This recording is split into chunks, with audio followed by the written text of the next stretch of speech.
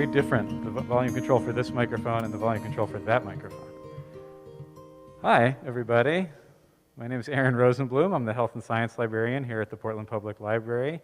I'm really thrilled to welcome you back to our first in-person sustainability series program since February of 2020, which was Nick Lund giving a different bird talk. We didn't just even realized just now. Not at all on purpose. Yeah. We just figured out that that's how it worked out. This series has been going on for something like 7 years between Portland Public Library and the Southern Maine Conservation Collaborative, and we have Jeff Burton here, who's the executive director of the Southern Maine Conservation Collaborative, who's my partner in putting this together for the last couple years, always on Zoom. We've never met in person before tonight. In fact, why haven't we never even got like a cup of coffee? Why didn't, anyway, weird. Maybe we should. A couple things before we get started. The restrooms, if you haven't been here in a long time or have never been down here, they're right across the hall, and they are unlocked now. There's a water fountain right there as well. Let's see. By the time we're done, and in fact, in 20 minutes, the library will be closed. So when we're done here, please leave. After the Q&A, we'll have plenty of time. You'll go back out the way you must have come in, which would be through our main entrance on Congress Street. But just don't go browse for books tonight. Come back very soon and browse for books. Lots of great bird guides, and at least one book specifically about loons. But when we're done, go away. Tonight we'll have our presentation after I finally stop talking, and then we'll do a Q&A, and the way we'll do that, even though there's so few of you, and it seems like you can be heard all over the room, when we do the Q&A, Nick will call on people, and I'll come with the microphone, and I'll ask you to wait for the microphone and speak into it. Among other things, that will help somebody's mother who's waiting for the recording, because that way the questions will also end up on the recording, and it'll be better for everyone, both now and in the future. Before we get any further, though, I would like to offer PPL's land acknowledgement. So Portland Public Library would like to acknowledge that the land on which we gather is the occupied and unceded territory of the Wabanaki, the people of the place where the sun first looks our way, who have shepherded this land throughout the generations. We extend our respect and gratitude to the many indigenous people and their ancestors whose rich histories and vibrant communities include the Abenaki, Maliseet, Micmac, Passamaquoddy, and Penobscot nations, and all the native communities who have lived in Chuabunkeg for over 3,000 generations in what we now call New England and the Canadian Maritimes. We thank them for their strength and resilience in protecting this land, and we aspire to uphold our responsibilities according to their example. So, with that said, I am delighted to introduce tonight's speaker. Nick Lund is Maine Audubon's Advocacy and Outreach Manager. He is the author of a regular column in the Portland Phoenix and 2 recent books, The Ultimate Biography of Earth and the American Birding Association Field Guide to the Birds of Maine. And I'm so happy to hand it to you, and please take it away. Please welcome Nick. Hello, welcome. Hi, please. Sit down, please. It's fine, thank you. Welcome, friends and family. My esteemed family is here, including Annie, a former employee of the library. Right. So if you do browse her books, she'd probably knows how to let you out. So don't worry about it. Thanks for coming. I'm Nick Lund from Maine Audubon, and today we will be talking. And thank you to Jess and Southern Maine Conservation Collaborative and Aaron at the library for tempting fate, I guess, by having me back for the first one. Hopefully, we will not have a giant worldwide calamity as soon as I'm done after this, which is what happened last time. We're going to be talking about loons today. This is a presentation called The State of Maine's Loons. So I'll be talking about loons themselves. I'll be talking about the work that Maine Audubon and our partners do to protect loons in Maine. And at the end, I will be telling what is the state of Maine's loons, but I'm not going to tell you now. That's how I get people to stay in their seats throughout the thing. So let's just get started. I am contractually obligated to start with this slide here. Maine Audubon is the oldest and largest wildlife conservation organization in Maine. We've been around since, if you can believe it, 1843, when we started. Yeah, I know, it's crazy. We started as the Portland Society for Natural History. 3,000 members and supporters, chapters are all over the state, wildlife sanctuaries free and open to the public. And we have a three-pronged mission of educating adults and kids around the state about Maine wildlife and why it's so great, conserving them. We have biologists on staff who are doing research and understanding how populations of Maine wildlife are doing, and then advocacy, bringing what we've learned from our scientists to Augusta and to DC to make changes.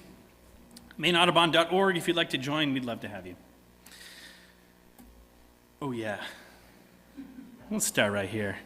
If this is not the prettiest bird in Maine, then we could argue about it. I would love to argue about it with you, but they're certainly up on any list. This is a common loon.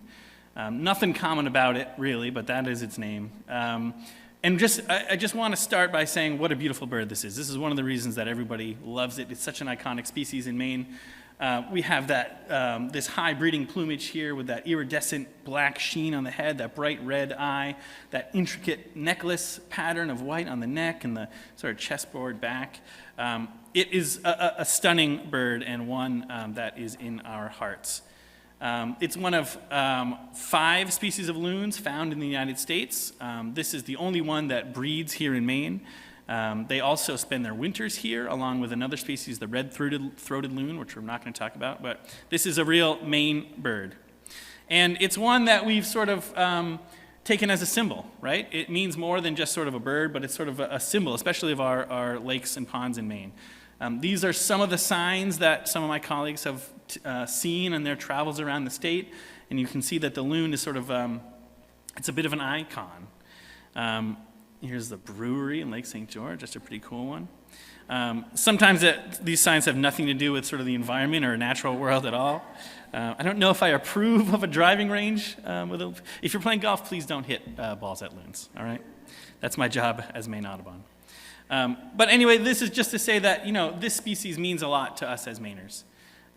It is important for sort of our identity and our economy. And so keep that in mind as we talk about their importance. I'm going to break this presentation down in about 2 halves. That's the way halves work, I guess. One half and then another half is what I'll do. We're going to start by talking about loons themselves, their physiology and how they operate over the course of a year, especially a summer as they breed in Maine. And then I'm going to talk about some threats to loons and some of the work that Maine Audubon and our partners are doing to protect them. Good? So let's start here. This is a common loon. These are big birds. They are, let's see, 46-inch wingspan. It's about this, right? Big birds, and they're heavy birds too. Territorial males can be up to 15 pounds. That's more than a bald eagle, right? Bald eagles are about 10 pounds. These are big, heavy, huge birds. They're also long-lived birds. This is a question we get a lot, and until today, this is the first presentation I've remembered to put a slide about how long-lived they are. Up to 35 years is the oldest loon that we know of. Of course, like many populations of animals, their lifespan fluctuates due to, circumstances outside their control, but there are loons living into their 20s and their 30s is not uncommon at all. Loons are specially adapted. They have evolved over millions of years to do one thing really, really, really well, and that is swimming underwater.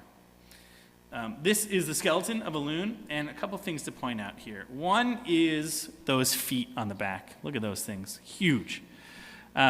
A loon's feet, unlike, say, if you picture a duck, picture yourself at Deering Oaks Park and you see a duck walking around. A duck has its legs right beneath it, right? So it's sort of walking its little fat body around. When a duck swims, it sort of paddles its legs like that, and that's how it gets around. Ducks are not particularly fast or acrobatic swimmers, but they're going after plants and stuff. They don't need to, be fast underwater. A loon's legs have evolved to be right at the back of its body, like the outboard motors on a speedboat, right? Loons eat fish, and fish don't want to be eaten, so they swim away. And so if you're a loon, you got to figure out how to chase them. So part of what a loon's body has evolved to do is have these huge feet right at the back of their bodies so they can push themselves around very quickly and acrobatically underwater. Another thing that these bones don't really show you is another adaptation that loons have evolved to help them be great swimmers, which is their bones are heavy. So if for the vast majority of other birds that we have, being heavy is not a good thing. You want to be as light as possible so you can fly, right? The lighter you are, the easier it is to fly. And so to help them, loons have evolved honeycombed bones, right? So these bones that are very strong but have lots of air in them, so they're lighter, right? Loons, they don't have straight solid bones, but their bones are much heavier than an average bird. What that allows them to do is not be buoyant underwater, right? So if they have the really light bones with lots of air, they would be constantly fighting that buoyancy as they're swimming around. Loons don't want to do that. They're heavy, so when they're down swimming, they can chase their prey and not worry about buoyancy pushing them up. Also, that neck, man, I would not want to be on the business end of that thing right there. Big, long spear bill for catching fish. So these loons are specially adapted for swimming underwater. They're awesome at it. But I should say, there are trade-offs, and we'll talk about a couple of the trade-offs that loons have had to make as they become really, really good swimmers. One of them is that they're not really great flyers, right? And in particular, they're not really great at getting out of the water. Because they're so heavy, heavier than a bald eagle, it takes them. They have to put a lot of effort into getting out of the water. I know some of my relatives. Have you ever seen a loon try to take off out of the water? They start flapping like crazy. They're kicking their legs. They're running, and eventually they get up in the air and start going. Loons are they can fly pretty fast and straight when they're in the air, and they're fine. They're not doing acrobatics like a swallow or anything, but they get to where they need to go. But crucially, it takes them about a quarter of a mile of open water before they can get up in the air. Quarter of a mile. And what that means, you can see it here, them kicking and running, is that having open water is critical to a loon. Because if you don't have a quarter mile of open water, they can't get out of the water, out of the lake. So, for example, if they're in the late fall and it ices up around them overnight and they don't have a quarter mile, they can't fly and they're stuck, right? And this happens occasionally to loons. And so I'm going to start talking in a minute about a loon's life cycle, especially during its breeding season on fresh water. And really, as soon as they get there in spring, right now, they are thinking, I need to raise babies, get everything done, and get out of here before it gets cold. It's really a race against time before it goes. Let's talk about that a little bit, though. This is the range of our common loon. This map, I don't know where we got this, but it's sort of inverted from the typical color scheme of a range map. The blue is the summer, and the red is the winter. Typically, it's the other way around. I didn't make it. I don't know where we got it. But you'll see the blue there. That is their summer range. Loons breed on inland lakes and fresh water. And you can see the common loon extends all the way across the northern part of North America, all the way into Alaska and even Greenland. But in terms of American states, Maine is one of only a few that have populations of breeding loons, and one of the most extensive for all those. We have upwards of thousands of loons in our state, but really south of us, there's only a few. There's about 40 pairs in Vermont, about 19 pairs in Massachusetts. And so Maine on the East Coast is really a stronghold for common loons. But the thing about, as I just sort of alluded to, when you breed on the freshwater, it's free. You can't do it you can't spend your winters there, right? Because it freezes solid. And so loons, once the fall comes, they have to get out of Dodge, right? And that means basically finding open water. They don't really care about temperatures so much. They just need a place that's not going to freeze. And so what they do when the fall comes is they head out to open water, which means the ocean. A lot of folks who spend their summers only on inland folks, I'll say, don't really understand that it's actually more common and easier to see loons on the ocean than it is on freshwater lakes inside. They just go to the salt water. And I think the cool thing about this for us in Maine, or anyone who, like a lot of people, observes loons on, say, their family camp or a lake that they visit, is that loons only go as far as they need to get open water, right? They're not trying to be fancy and fly far away. They're not going to the tropics like, some of our warblers. And so what that means is that a lot of the loons, pretty much, if you see a loon on your lake in Maine, that they are spending their winter in the Gulf of Maine, right? So these are really sort of, our local loons. They're just coming and going and not going very far. This is a map showing some geotagged loons and where they moved. You can see that, some of the ones from Maine, they just head to the Gulf of Maine. From others, they go to other places. Okay, so say you're a loon. It's the winter, you've ridden it out in the Gulf of Maine. You can just feel that little bit of warmth coming. You know it's time. The first step is you got to go to your freshwater lake and start claiming your territory. So in about really as early as male loons feel comfortable doing it, and it's a bit of a gamble because if they go too early, there's still ice on the lakes and they're in danger. But if they're the first ones there, they can, in theory, get the best territories. So in early April, mid-April, loons and male loons go about a week early. They are headed up to freshwater. And a lot of times they fight over territory, right? So getting the best territory where they can, feel comfortable feeding a group of young loons, they can impress potential mates. That's the name of the game for loons early in the spring. And they battle. I've heard stories of some of the lakes fighting on Kapsikani, where our family has lakes, where it's, these are big, loud birds whacking each other and drawing blood and stuff. These can be particularly nasty fights. And any, rehabilitators that I've talked to who've worked with loons know that you don't want to be on the business end of that bill. And so these are dangerous fights, but this is what, a lot of wild creatures do to get the territory they want. So mid-April, that's happening. Generally the female loons come a week later. They have the pick of where they'd like to go. And then it's time to start impressing each other.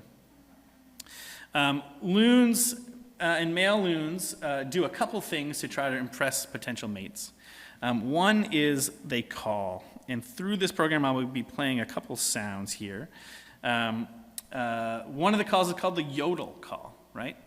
Of course, the sounds of loons are some of the most iconic sounds of a Maine summer. Everybody loves them. But they all mean different things, and so we'll talk about what each one means. The first is the yodel call. So this is done for a couple of reasons. One is to advertise your territory. Say, hey, check it out. Look at this awesome spot I got. Here's this.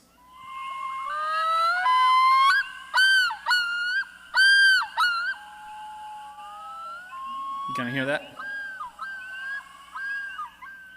Not the most enticing song to me personally, but I'm not a loon. That's okay. The other really important thing they do is do this dance here, this penguin dance. This is a pretty remarkable display right here. And what this loon is doing is showing potential mates how fit and strong he is. And it seems silly, but what he's doing is lifting his entire body out of the water and running for as far as he can, right? We've all been in the water before. Can you imagine, tread water? Can you imagine treading water so hard that your entire body is out of the water and you're just running?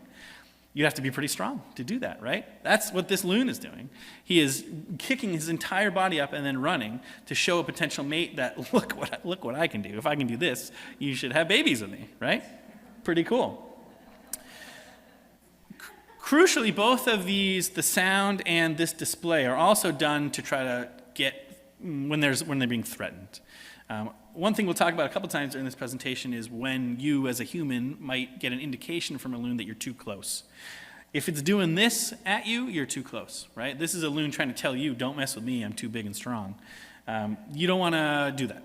So if you're out in a kayak or canoe or whatever, you see a loon doing this, and it's not doing it to impress ladies nearby, female loons, back up, thanks. Also, if they give that yodel call, that's another indication you're too close. All right, the impressing is done, hopefully successfully. Loons start to pair up, right? We're talking about late April, early May now. Loons start to form pairs, and they start to give another call to each other, which is this tremolo call. Love that sound. So a lot of times, mates will duet with this song. This also may be, please stop, phone, okay. That little laugh call also may be where the word, crazy like a loon came from, that expression you've heard. You're a loon. Loony for loons, like your mom over there, Jesse. It might be from that, because they sort of sound like sort of a wild laugh, but we're not quite sure. That's also the tremolo call, the only call that loons give in flight, right? So a lot of times you'll be standing around, you hear a loon flying over. That's the call they give.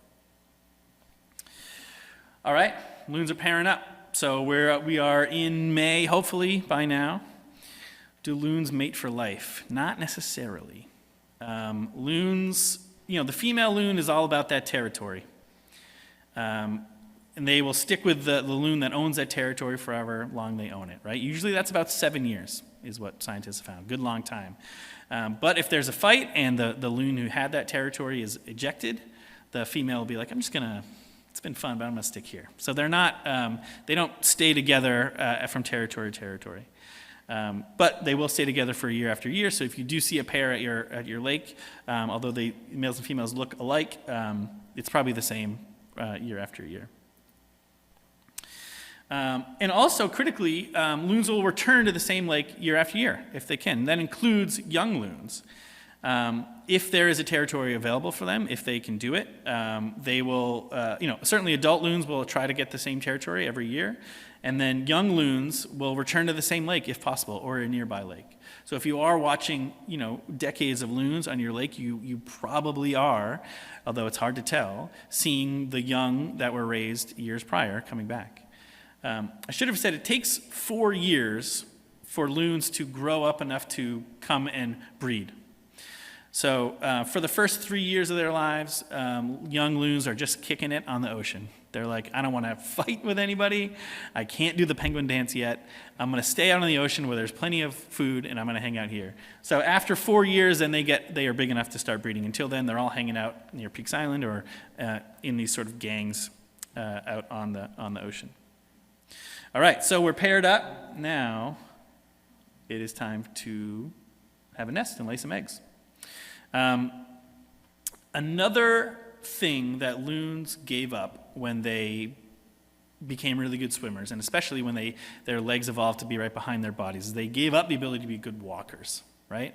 So a duck, back to that duck, for as sort of awkward as it is, it can still walk around and move around, waddle. Loons can't really do anything. Their legs are all the way in the back, so they have to basically do that penguin dance to get up on land. They can't nest on the water, so they need to find either dry land or a raft to nest on. So they have to find dry land, which means they have to walk a little bit, but they're so bad at it that they can't go very far. So consequently, loons' nests are right near the shore, right? So loons nest right on the lake shore there. Sometimes it's up in a nice little sort of hillock like this. Sometimes it's right there in the reeds, right by the water. And I think critically, just keep in mind how close, we'll talk about when we talk sort of some of the threats later, keep in mind how close that water line is to the nest, right, and what that may mean. Here it is. Here's a loon walking. This is a banded loon from somewhere, but it's hitched its entire body up on its back there as it's walking up to sort of tend its eggs. This also is the other potential explanation for where the sort of crazy like a loon phrase came from, because they walk like so silly. There are some old Scandinavian words that mean clumsy that may have been the etymology for our current loon. Not quite sure. Okay, loons on a nest. So we're talking late May, early June at this point.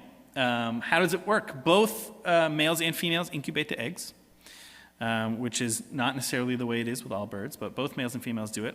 Scientists from Biodiversity Research Institute have found that the females, though, have the harder job. They get the overnight shift, which means that they have to stay awake. There's more predators, egg predators out at night, and then they're more tired during the day when they have to go feed. But there is sort of general shift between both parents. 1 to 3 eggs, generally, a couple days apart, and ideally, because again, as soon as they start pairing up, they are thinking about how am I going to get all this done before the fall and the winter comes. So ideally, they lay the eggs between May 15th and June 15th. Okay, takes about a month to incubate the eggs. You can see them, little brown egg down there. This is another thing you don't want to see. This is a loon. So because loons are so awkward on land, they are very vulnerable up there. They do not like to be on land. They are much more comfortable in the water where they can swim away, but on land, anyone can come up and grab them. So this is a loon looking like it's about to jump off a nest, right? So this loon feels threatened. It says, I don't feel good here. I'm going to jump in the water and get away.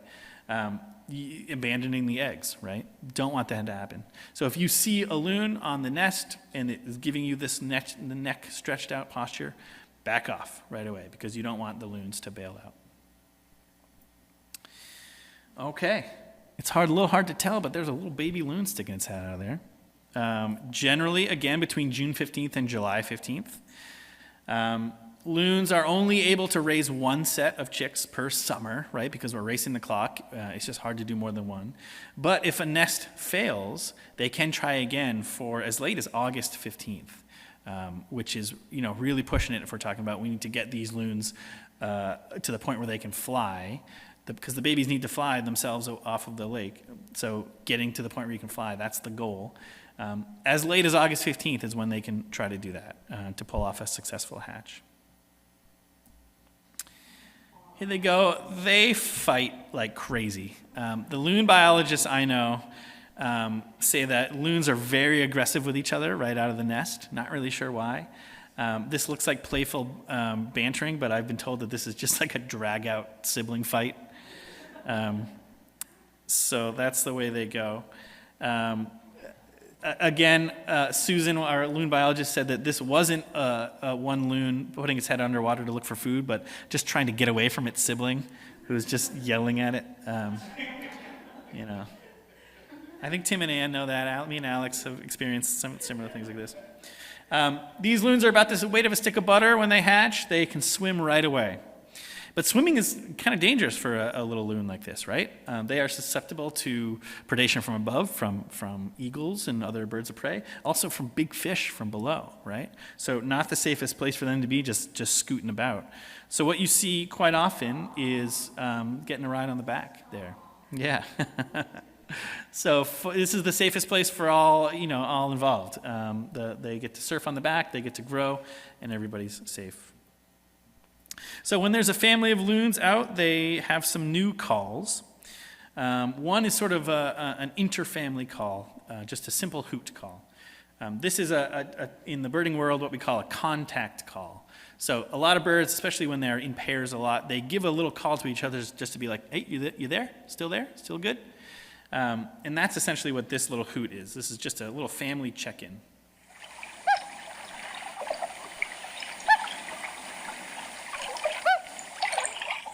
Very simple. Why won't you stop? Right. Simple little social communication call, but the other one is a whale call. This is my favorite of the loon calls, the most evocative to me. This is one given for communication between families on the same lake. So this is basically, you have this big lake or even lakes close to each other, and loons are checking in with other families. So you check in with each other with the hoot call, then you check in with other families with the whale call, being like, hey, Johnson's, everybody still alive down there? You good? Everybody doing all right? Here's this.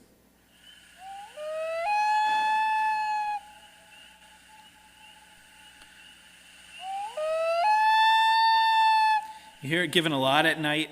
This is such a perfect scene for me. I think of being in Cobsey and seeing this and hearing that noise. Interestingly, also given when one parent wants to change incubation duties. So they'll be like, get back here, come on. You can hear it from a long way away. All right, let's talk about feeding. So, you got chicks, you're ready to go, you got to get them big. You got to get them big and strong, and that means feeding them a ton of fish. Loons are visual predators, and so you see them doing this a lot with their head underwater, looking underwater for fish. They dive generally not that deep. They can go up to 100 feet deep, but generally they are trying to go just short and fast to get the fish they want. And like I said, they're awesome at it, right? They dive down. They're wicked maneuverable. I remember I was in Acadia National Park last year on some mountain, I can't remember, Sargent. And I looked down, there was a lake below us, and you could see a loon swimming underwater. And it was just darting rapidly all over the lake. It was unbelievable. So they're visual predators, which highlights the importance for clean water for loons, right? They need to be able to see the fish they're looking at, or else they can't find it. They eat a lot. This is a typical lunch of a loon, a whole bunch of fish in there. So the average daily consumption is about 2 pounds of fish per day, right? Per fish, or per loon. And what that means is a family of 4 over about 5.5 months of the summer eats about 935 pounds of fish, right? That's pretty wild. And then, How many actual fish would that be? great point, great question. I mean, more than 900 fish. I mean, probably 2,000, I'd say, right? Like if you guess half a pound. I mean, we'll talk in a minute. I mean, loons will eat fish of all sizes, whatever they can catch, and so it's a lot of fish. Scientists estimate that in Maine, that's about 18.5 acres of open water to get that many fish, and so that gives you about the size of a loon range, a lot. They take what they can get. Sometimes it's sort of a nice, reasonably sized mouthful, like this, or this guy. Sometimes it's a little bigger. A little bigger. Look at this guy. It's like, oh my God, it's like me on Thanksgiving over here.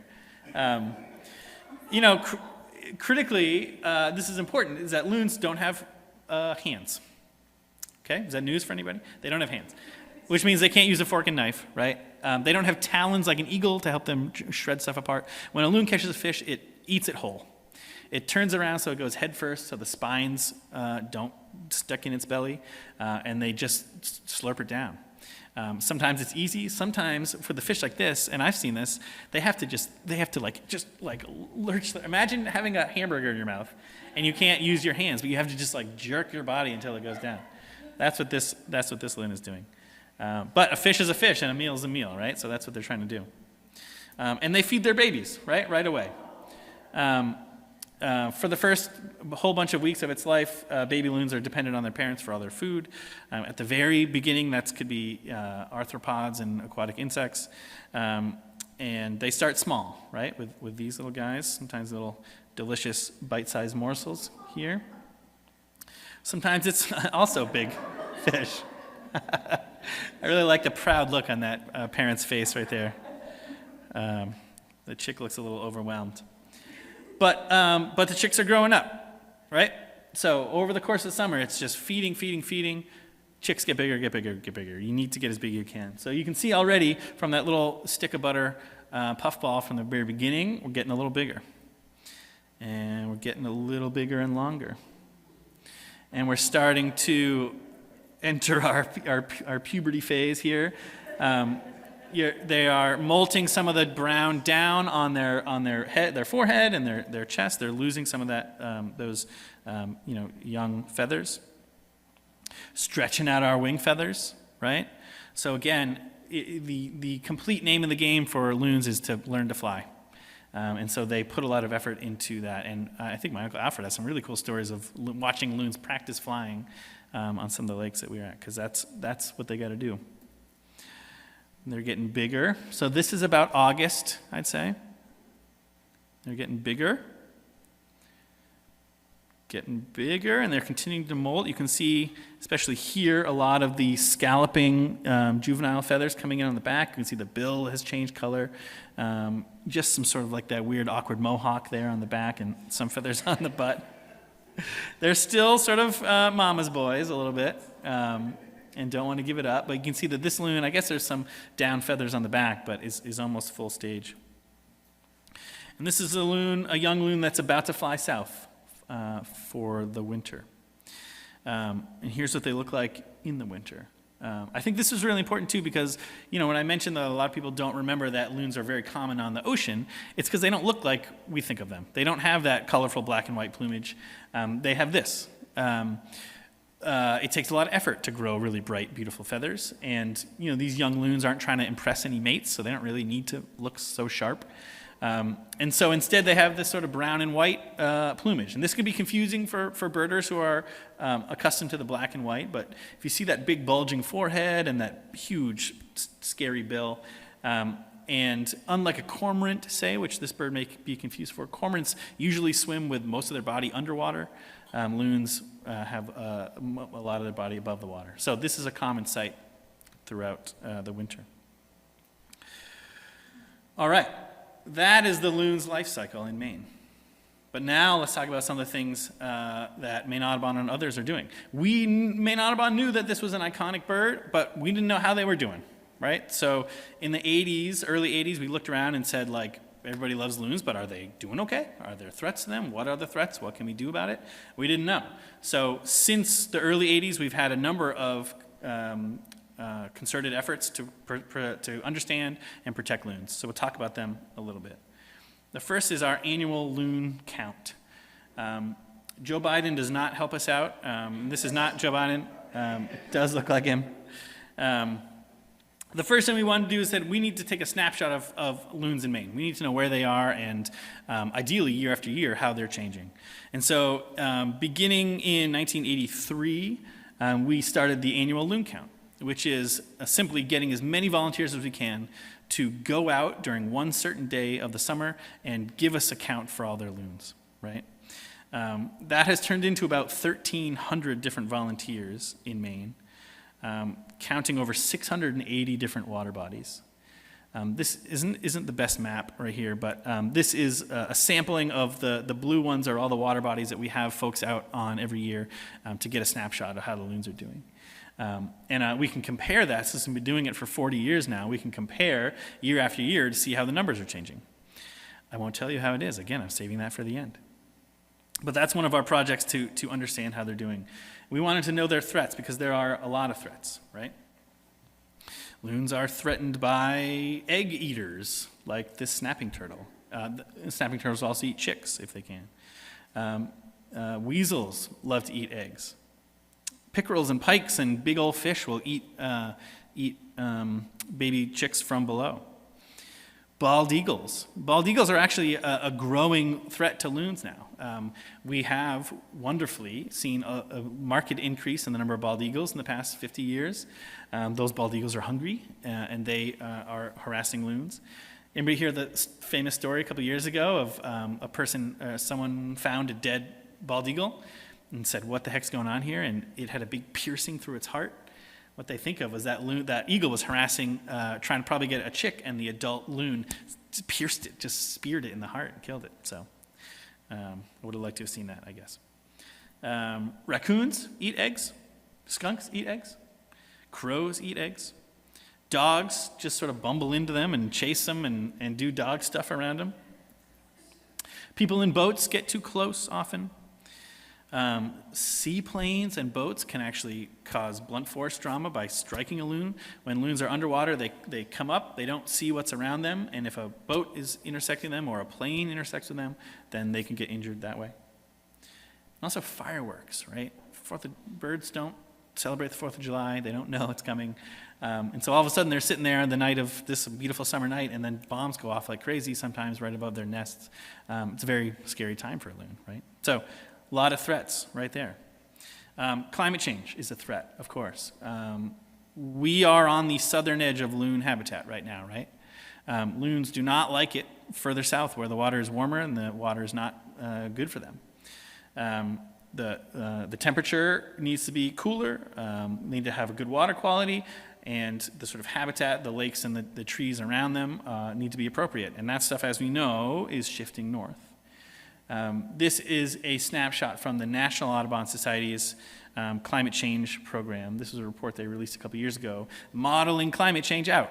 And this is potential loon habitat, common loon habitat by 2080, if we continue on the trends that we are. Long story short is that red means the habitat will not be good for common loons anymore. Orange means weakened habitat, yellow is slightly weakened, green is steady, and then blue is actually improved habitat, right? You can see here that basically all of Maine will not be habitable under current projections. Habitat will open up in places that are currently under ice, but in Maine, this is a species, if we continue on this trend, that we're not going to have breeding anymore. A couple other threats. This isn't the fun part of the program, I'm sorry, but we got to talk about it. Another thing that Maine Audubon has done for decades now is work with Tufts Veterinary School to perform autopsies of loons to understand why they died.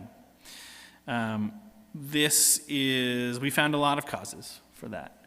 I've circled the human-caused ones that we know of here.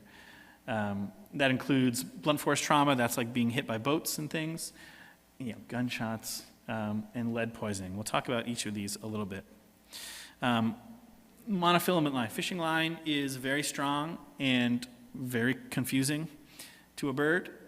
If there is a fish on the hook and the line breaks and there's tangled up, the loon could swallow the fish and get the line with it. They could just encounter it if it's snagged any part of the lake. They don't have hands to break free. When a bird is entangled like this, it has basically no way of getting itself free. And so scientists do see this.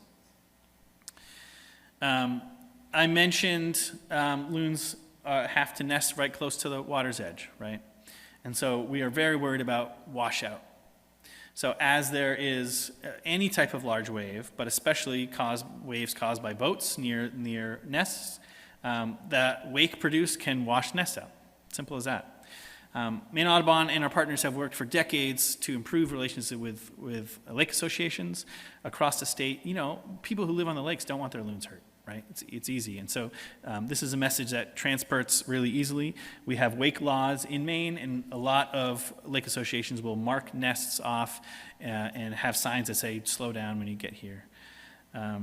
We also, very recently, are working on a new project called the Maine Loon Restoration Project, which my Uncle Alfred knows more about than I do, I think, where we are doing taking a number of actions to improve loon habitat, including deploying rafts like this.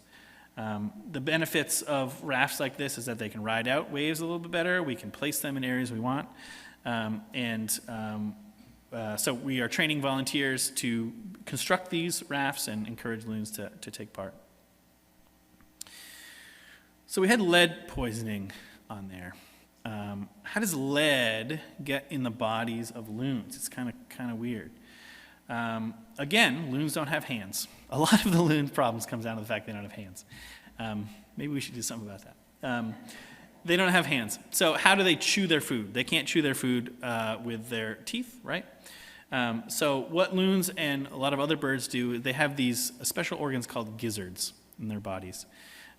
What they do is they dive down to the bottom of a lake, they grab stones, they swallow stones, those stones go in the gizzard, and when they eat food, the food goes in the gizzard, and they sort of squeeze the muscle there, and the stones act as teeth to chew the food up, break the food up. That's how they do it.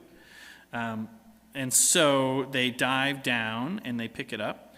But what happens is they will go to the bottom of the lake and they'll swallow discarded lead fishing tackle, right? A lead sinker or a jig falls off your line, it rests at the bottom, and to a loon, it looks exactly like a pebble. They don't know what lead is. They don't even know to avoid it, right? And just to show you, these are all the lead sinkers in this image here. You can see that. And there's no swirling sediment. There's no water flowing around here. I can't tell where the lead is. How could a loon, right? And so that's how a loon gets lead in its body. You can see this is a sample of a loon's stomach contents there. There's some loon lead up at the top. Just takes 1 or 2 pieces of lead to cause lead poisoning. It's the same thing that happens to people sometimes when there's lead around. They begin acting strangely. If you see a loon sort of with drooping wings or just not acting normal, that's a sign of lead poisoning. There's all kinds of sort of terrible physiological effects, but long story short, they generally die within a couple of weeks. So we recognize that through our work with tufts as a threat that we need to combat, and we are working to combat it, right? In 2017, Maine Audubon and our partners supported legislation to ban the sale of bare-headed lead tackle, and we passed that. And so that stuff is on the way out. But there is a loophole, as we say in the legislative biz, where painted lead tackle was not banned. So if you just slap some paint on it, that wasn't banned. The paint doesn't do anything to make it less dangerous. And so right now in the legislature, and on May 8th is our first public hearing, there is a bill to also ban the sale of painted lead tackle. We need to get rid of lead tackle. It's dumb. We don't need it anymore. I encourage everyone here, if you want to come to MaineAudubon.org and get some information. If you want to do anything to help out with this hearing on the 8th, we'd love to have you. We're going to have petitions, and you can testify if you want to. But this is the opportunity to close this really dumb loophole. The good thing is that there are lots of products to replace lead. You just need a heavy thing, right? And we also work through the Fish Lead Free program with businesses around the state to have lead buybacks, to provide exchanges, do other things to get the lead out of the water, get the other stuff in. Okay? All right. Okay. Scary stuff over. Okay? Sad stuff over. Because this is the time where I say, how are we doing? How are loons doing? This is an old slide, but it's the only logo we had. So after 40 now years of the loon count, what is the state of Maine's loons? It's great. We're doing it, right? The population of loons in southern Maine has about doubled since we began the study. And that is due to a lot of things. It's the work we've done to encourage no-wake and work with lake associations to improve water quality, especially by getting phosphorus out of the water, by working to identify nests and keep them cordoned off, and all kinds of other stuff. So don't be too alarmed at all the scary stuff we just talked about, because loons are doing really good in Maine. Good? That's all I got. Thank you.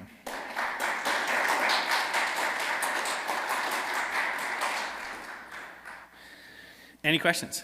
Yes, and I have to wait for the microphone. Going to bring you the microphone. Who was it, though? Yeah. Okay. Nice presentation. Thank you very much. Thank you.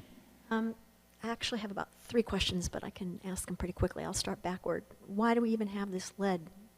Those lead, what do you call them? I mean, lead's not good for anybody, right? It's heavy and cheap, I think, is why we have lead tackle. Not good for anybody. It's not good for any species that I know of, right? Yeah, well, we had lead paint for a long time. Now we know better, but I guess I'm just wondering, can't we just outlaw them altogether? that's what we're no working lead. on. That's what we're working on. I wish it were easier to pass such common sense legislation in this context and many others. But it still takes effort, and there are still people who don't want to do it for whatever reason. We feel very confident about where this bill is going, and we have obviously a lot of support from people. This is such a no-brainer, even among a world of no-brainers. So fingers crossed. Second question. I didn't know, well, don't know that much about this, but I didn't know some birds attack and eat other birds. When you're talking about the eagles, were you saying the eagles eat the eggs, or the eagles attack the... Generally the chicks. Generally the chicks. Why would they do that? It's another bird species. They don't. It's delicious for them. I mean, birds eat. Do birds eat other birds? I guess I didn't we know could that. walk. I bet we could walk outside right now in Portland, and within 10 minutes we could see a Cooper's hawk, which is a specially evolved type of hawk that its whole thing is chasing birds. They have these short wings and long tails that help them be maneuverable to chase after songbirds, and they love cities. And so if you're in Portland and you're walking around and you see a terrified flock of pigeons, they get terrified for a lot of reasons. But mostly because they're prey for things. And you may see a Cooper's hawk bombing after them, or a peregrine falcon bombing after them. Okay. Meat is meat, yeah, and So birds. certain big birds are just predators, period. Sure, yeah. And then the other thing I was going to ask was about the beginning when you were talking about territory in the water. The water's moving. So what is exactly a territory? I mean, is it like they make a little square and say, this is my square? Yeah, pretty much. Yeah, pretty much. They'll have especially a nest site that works for them. Choosing a nesting area is because they're so threatened is one of the most important things for them. So if they have a nesting area that's not too close to the water, or is otherwise sort of doesn't have a lot of traffic from other animals, or is hard to get to, that's an essential part of a territory. But yeah, other than that, it's like, look, this is sort of an invisible boundary where my fish are, buddy. And so that's what their territory is about. Yeah. I have a question that I'm going to interrupt with because I also need to go press a button back there, and we won't lose any time this way because I'm going to be pressing a button while I'm asking a question. Okay. On that chart, if you went back one slide, Yeah. it would say that, I've pressed the button, everything's going great. The chick numbers haven't gone up, so does that mean that chick mortality has gone down, and that's why there's more adults? Yeah, Or it's they're just harder to see? Part of the reason is because we don't have more lakes, right? And so when you're sort of at a carrying capacity for loons, their territories are staying the same size, and so you can't necessarily produce more chicks on the same amount of water.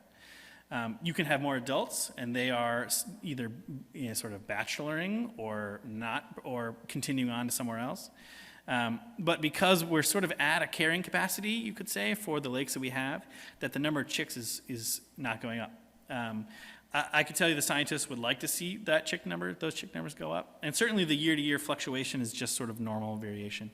But it would be great if I think if we were to do sort of an international snapshot, if we were to take into Canada, and that number would be going up, clearly, because if you're having more adults, the chicks are coming from somewhere.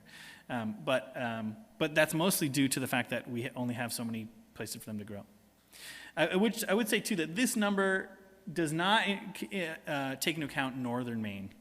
That's because as many volunteers as we have, we don't have enough to cover northern Maine in a way that we can get a scientific picture at this point. There are other ways to do that. But this is generally a sort of like Bangor below, I think, number. Cool. Who was it? There was a hand over here. Why do they have red eyes? Good question. I don't think anybody knows. I think it's probably a sexual selection thing. So a lot of answers about why birds look the way they are is because, for some reason, the females like it. And that's what I assume is going on here. I just read a thing about bird eye colors, and basically the thing was, I don't know, nobody knows why. Birds have all kinds of crazy eye colors. As far as I know, it doesn't have to do with, it could have something to do with glare off the water and seeing better in terms of either underwater or above the water. That's just me saying things. But it could also just be because that's how they've evolved, all the details of the plumage. Why do they have the necklace, and why is it a triangle, and all that? I don't know, because it's the way it worked out. That's generally a safe answer for birds, but there may be a scientific answer that we don't know. Good question.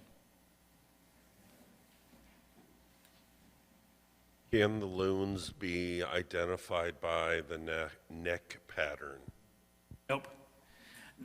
Not that I know of. I haven't heard that. But it's basically, let me see if we can get a good image here. It's basically the same, but I'm going to go through all these. Let me see here. There's not a ton of variation in that patterning, as far as I know. It's not like a zebra stripe pattern that covers the whole body, and it's basically that same number of lines.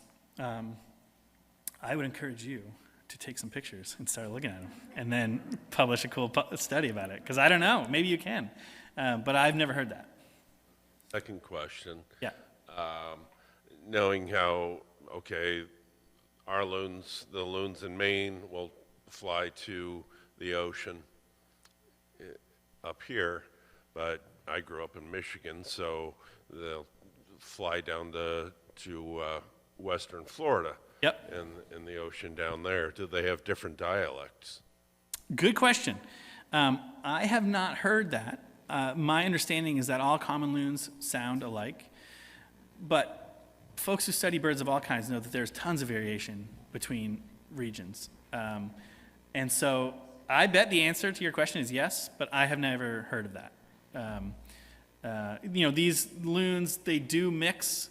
And especially when these 4-year-old loons get to be old enough, they may, travel to a new spot and mix with the new gene pool. We know from science that they don't often do that because they generally try to go back to the same lake. And so there probably is some sort of specialization between them. But as far as we know, common loons in, the Gulf of California are the same as the common loons in the Gulf of Maine. But again, you got some great study projects to come up with. I think you got some going there. Sure. Juveniles that take 4 years to mature enough to be ready for breeding, do they keep that immature coloring for all 4 years? Yeah, yes and no. As they start to get older, they start to sort of test out some of those plumages. And it's hard to tell because in the late early spring, late winter, you will see adult loons also transitioning into that plumage. And so because we basically have the juvenile plumage and the non-breeding plumage looks the same, and then the breeding plumage, it can be hard to tell, is that a young loon in breeding plumage, or is that an adult loon in breeding plumage, or is that an immature loon that is sort of testing out the plumage? I don't know if I said that clearly, but so as they start to get towards breeding age, they will have breeding plumage but stay on the ocean. But you also have, for example, some individuals that just don't breed. They're adults and they're just like, I'm not feeling it this year. I'm taking some me time out on the ocean. That happens too. But because it's hard to tell, it's hard to tell. But yes, a lot of the loons you'll see on the ocean in the summertime will be that non-breeding plumage because they are too young. Thank you for your note on identifying them in the winter, because I have found it very confusing. I was like, it looks like a loon, but the colors are off, so it's not a cormorant. My other question is about juveniles as well. So you mentioned something about gangs, but I do note when I see them they do seem like very solitary birds. You said they seem to fight right out of the nest. So do they flock together at all in the winter, or where have you seen that, or like what numbers could we expect to maybe see them in? Yes. A cool thing about loons and really a lot of birds is that in the start of the breeding season, they are so territorial. They want to kill each other. As soon as the breeding season is over, they drop all of that stuff.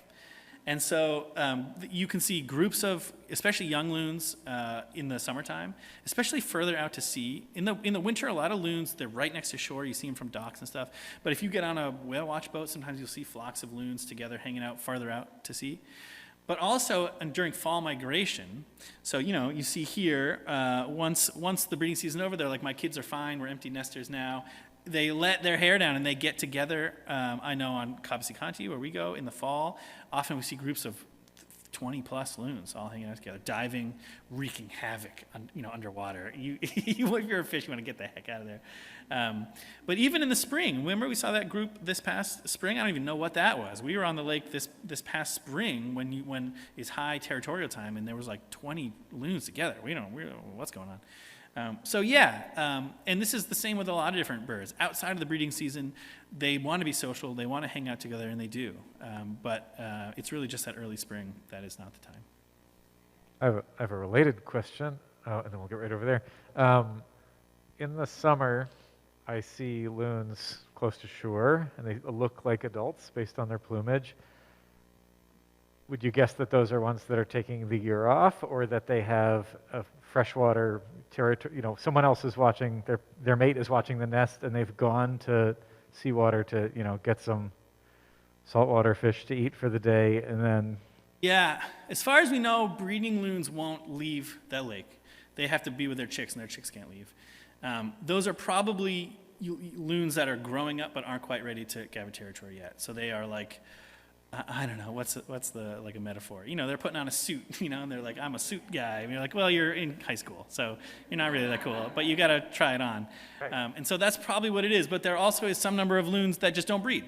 And that's the big high number, there are some loons that just don't have a territory and may want to ride it out. It's really hard to identify which ones are which, but we do know those things are happening. I like that. They don't owe it to us to be able to figure out. Hey. Whether they're male or female or juvenile or adult or, it's none of our business.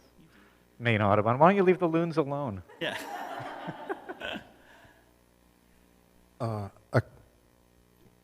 First of all, somebody was asking about territory. I, one afternoon, watched as 2 loons from one territory came down, met 2 loons from another territory, and they started diving almost symbolically to let this third pair know that there was no available space. and it was a fascinating to witness that. They literally came and said, this is the line. I'd never seen anything quite like that. There's a lot of communication that loons give to each other that we don't know. And people like Alfred, who is on the lake a lot and watches loons, probably knows better than anybody. But they are communicating in ways that we don't understand, and they are clearly getting their message across. Because getting in those fights is not in anyone's best interest. If you can avoid it, then they should avoid it. So there are plenty of ways they let each other know that aren't a knockdown, drag-out battle. The second comment is that even in the breeding season, the loons that I've been watching are much less territorial than people expect them to be. And it's not, I think it's literally that they recognize that the interactions are not threatening, like they're relatives or something. I've seen pairs that left their nests and went fishing together and then went back to their respective territories. Yeah. And then the third one is usually in the first week they get greens for breakfast. Greens. Yeah, Yep. so not fish and but weeds. Start with I don't know that. if it stimulates the digestive system. Or Easy to catch, that's for sure. Yeah, yeah. Awesome. Anyway, thanks for a wonderful Thank talk. you, and thank all for the work you do with the loons. And if you have questions about building rafts, I'm going to point you to Alfred. Describe the broken wing behavior. Oh, do loons do that? Oh, I didn't know that. Maybe. Yeah, maybe you should. It's news to me. Yeah, go ahead. So parent loons will frequently fake a broken wing and skitter across the water in an effort to draw away something they think is threatening. Awesome. Wild to watch. That's, a classic bird behavior. Killdeer are most famous for it. If you come up on a killdeer nest, they will pretend that they're injured to draw you away, or make you think you could catch and eat them. And then as soon as they get to a safe distance, they're like, "See ya, I'm out," and they fly back to their nest. I didn't know that for loons. That's great. The water is a vulnerable place to be. Unlike most all other birds, you're not hidden at all if you're out there. And so, if you're an eagle or if you're something that wants to eat them from above or below, you got to have some strategies to protect the chicks. How are they tagged or marked so that you're getting the data electronically? Yeah, very carefully is the answer to that. Yeah. Are you? Yeah. A lot of loons are hard to deal with because they are strong and big and dangerous. I know rehabilitators who really sort of dread working with loons because their bill is so dangerous. Rehabilitators find loons in a number of places. Is sort of not answering your question yet, but because loons have such a hard time getting up out of the water, sometimes they will accidentally, if there's bad weather, come out of the sky and land. I've seen them on city streets in Washington, D.C., where I used to live, because they see puddles and they think that's a way to get out of the sky. Once they realize they're down there, they have no way of getting out. And so loons can find themselves in precarious situations that way. A lot of the banding is done, it's very dangerous to try to get a loon once in the water because they're diving and thrashing and they are so maneuverable down there. So my understanding is that a lot of loon tagging is done for birds on the nest where they are sort of more approachable and they have a harder time getting away. So that's where banding can occur. Obviously it's done scientifically and as quickly as possible and was by experts who are not me. But that's an area you can sort of get to a loon a little easier and then do what you need to do scientifically with bands or with the geolocators and then get the heck out of there. Theory on why you're seeing them, so many in the spring, is with the adult population increasing over the years, and so the juvenile population, they're on the oceans, but they're looking, the young, which are young adults, so they're looking for a lake to live. Yeah, sure. Yeah. So it's like, okay, then they get kicked out of there and go to the next pond or lake. Yeah, it's a good problem to have in the scheme of problems, but they got to find a place to be, and that could mean exploring. That could mean pushing north as that habitat opens up for them, or it could be fighting it out for territory on the lakes that they're used to. You actually say a little bit more about banding, just because banding is actually very analog. By my understanding, We had a great talk about gulls not too long ago. It's on our YouTube channel, the Portland Public Library YouTube channel, with Dr. Noah Perlett from UNE. And you know, you do the banding, and then it's just that other scientists or birders who know to whom to report just report it, right? Yeah.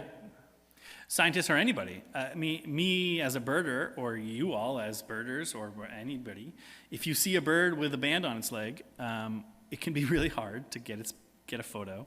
But if you are able to read the information on the band, you can submit it through a website,